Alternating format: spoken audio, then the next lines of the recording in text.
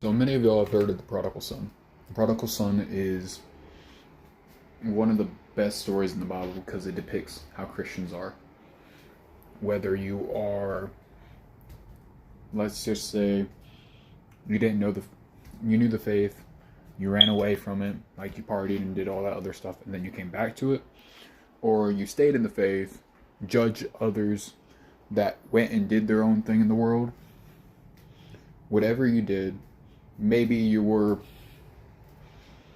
of the world and then ended up turning to God at some point in your life. And I don't know what sins you committed. I don't know any of that other stuff. Y'all don't know what sins I've committed, what stuff I've done. It doesn't really matter if it's covered under the blood. What I did learn about the prodigal son story is it doesn't show it, but it's just a beginning. If you look at your Christian walk with God, you think that's the end. Yes, you got to the part of the story where the story itself has ended in the Bible. But not with you. When you are a Christian, your story does not end until the good Lord says that it's time to go.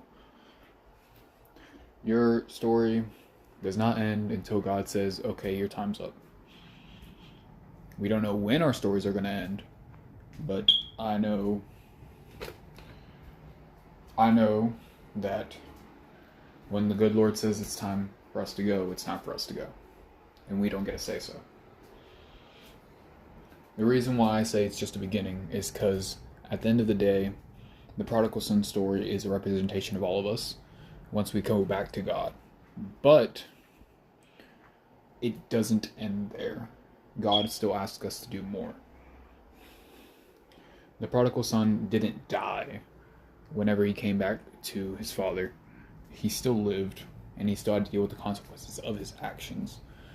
So he ended up going afar. His father's stuff was still sold,